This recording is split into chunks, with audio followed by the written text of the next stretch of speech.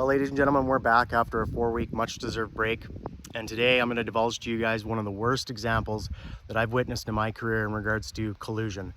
I witnessed 3 real estate professionals collude together to stuff a client, a buyer, into a house. So why don't we head back to the office and we'll get to it.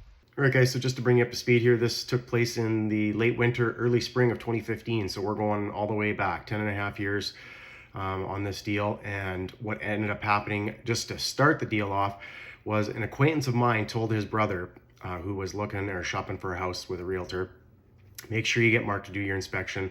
The realtor's likely going to try and persuade you or steer you away from him, but make sure you get him because there's a lot of collusion and corruption that goes on in the industry.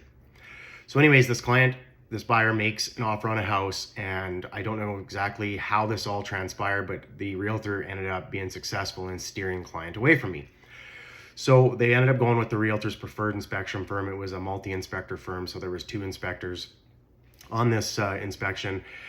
They performed the inspection, and the client came to the consultation, and apparently there was some water staining that was observed during the showings or the viewings of the home before the offer was made.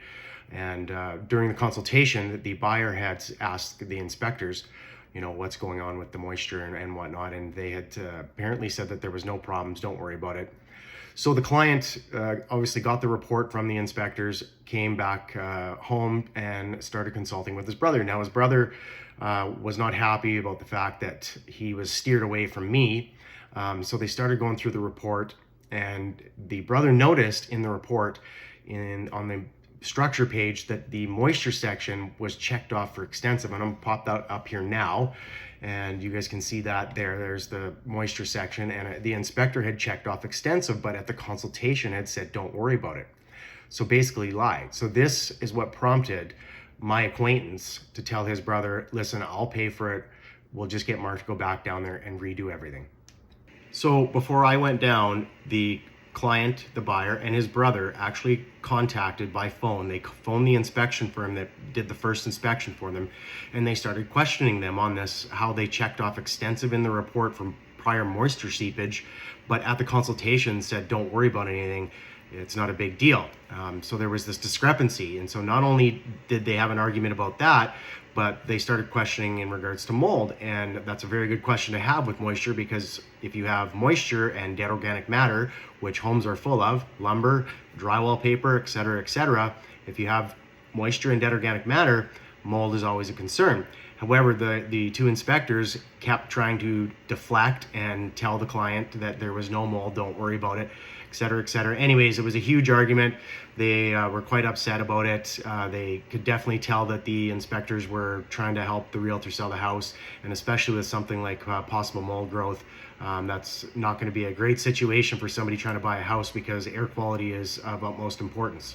So with everything that transpired here in regards to this extensive moisture being checked off in the report, but the inspectors at the consultation had said don't worry about it, there's no moisture issues, the clients not only wanted me to go back down there and redo the whole home inspection, they actually added a mold test as well because of the potential for mold and air quality issues. So I went down there. I'm going to pop up that listing now. Is for all you real estate aficionados out there. It's MLS number 511037.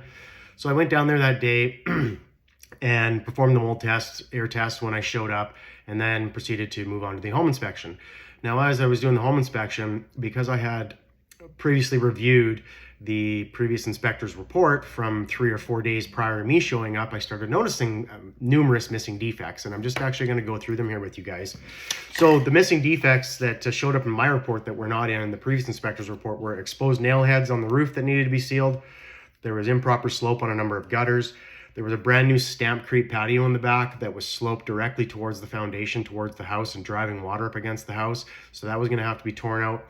There was water staining in the attic, on the attic structure and the roof deck. There was water staining in the basement on the walls. There was missing attic insulation. There was no lower venting in the attic.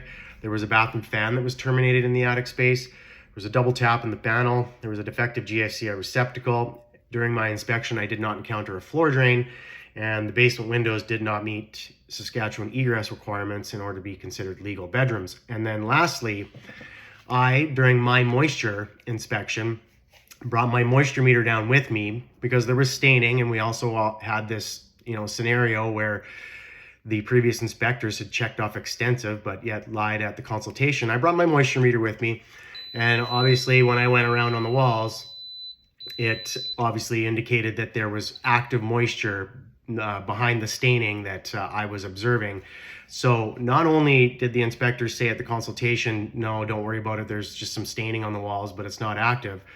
Well, we now have a situation where there is 30% of the home inspection report that's completely missing, and we've determined with the moisture meter that there is active moisture. Now, a few days later when we got the mold test results, and I'm just going to pop that up here now, the mold certificate analysis, it actually 4 samples were taken, and 3 of those samples came back elevated.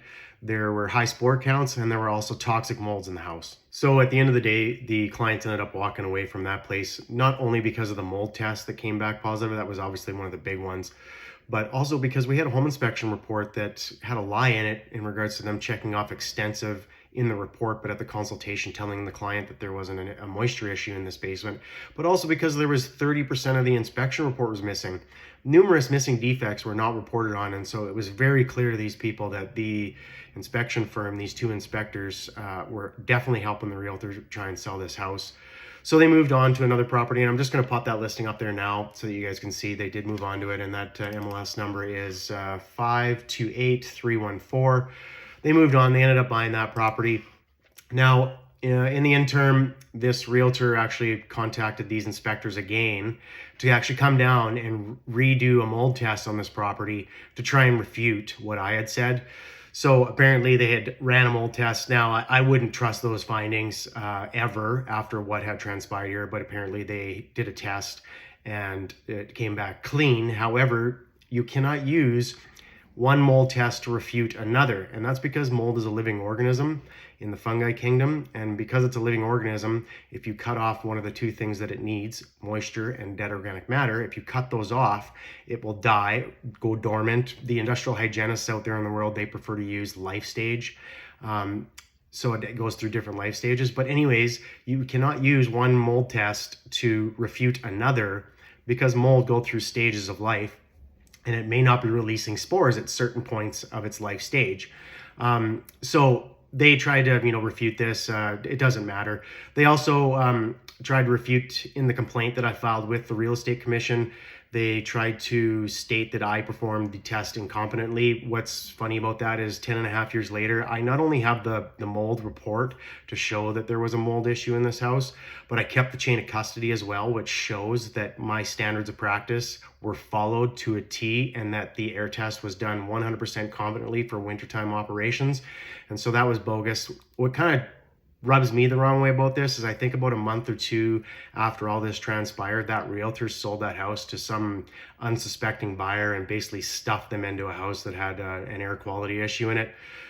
So that really rubs me the wrong way. On top of everything else, this realtor inspection firm team that does a lot of business together has been known to do this to a number of people.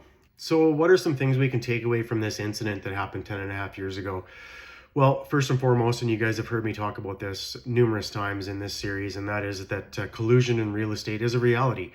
Unfortunately, real estate agents and numerous other professionals don't actually get paid until buyers discharge the mortgage, until they spend their money. And so what ends up happening is there's this pay to play sort of thing. You help me, I'll help you, especially between this home inspector realtor relationship. It's a situation where, you help me sell this house and I'll make sure that you will never run out of clients. And it's just wrong. If this regulatory bodies here in North America had any backbone at all, they'd stand up and they'd totally restrict realtors from making referrals in regards to home inspectors. They're under conflict of interest, right? They don't get paid. They're commission-based sales professionals. They don't get paid until the buyer spends their money. The home inspector is the one professional that is the stopgap between clients buying a bad house and clients buying a good house. So yeah, collusion in real estate is a reality. Something else that we can take away from this, and I forgot to touch on this earlier, inspectors actually cannot say if there's a mold issue or there isn't a mold issue. In fact, nobody can. Mold is a living organism in the fungi kingdom, okay? And you visually can't even say that there is a mold issue without performing an air test. Even if you were to visually see mold on a surface, the most an inspector or anybody can say in a legal document is possible mold. That is it. And that's, like I said, because it's a living organism. And if it's not alive, or if it's in a different life stage where it's not releasing spores, you cannot actually call it mold. Okay, so in the situation, if you're ever in a situation out there and there's a moisture problem somewhere and the inspector is trying to steer you away from performing a mold test, turf them and find one that's going to help you. And this leads to my next point here. Moisture in houses, moisture in basements, crawl spaces, attic spaces, underneath windows. It doesn't matter where it is. If there is a moisture problem, there's a pretty good chance that there's also going to be an air quality problem in regards to mold, and you should be performing an air test. Don't let your realtor talk you out of it. Don't let your home inspector talk you out of it. And then second to last, I am going to be doing a full episode on mold, and this is just something quickly I want to touch on here. There's actually no such thing as black mold. Black mold is something that was brought on by the mainstream media, and they've really done a number on you guys as consumers. I've heard thousands of people bring that term up. There's no such thing as black mold. There's approximately 300,000 species here on the planet, and most of them can be black in color. So if you ever hear somebody using the term black mold, just ignore them because it does not exist. And then lastly, guys, I think one of the most important things here, especially with what transpired with that first inspection firm's report where they checked off extensive, but yet at the consultation said, don't worry about, there's no moisture issues. Make sure you guys are reading the reports. I have clients that will just take the consultation for what it is and they won't read the report after the fact. It is so important that you read to make sure that what is being said at the consultation is also what is in the report. So make sure you guys do that. I hope you guys enjoyed today's episode. As like I said, it was the first one back after a month off. As always, knowledge is power, and we'll see you on the next one.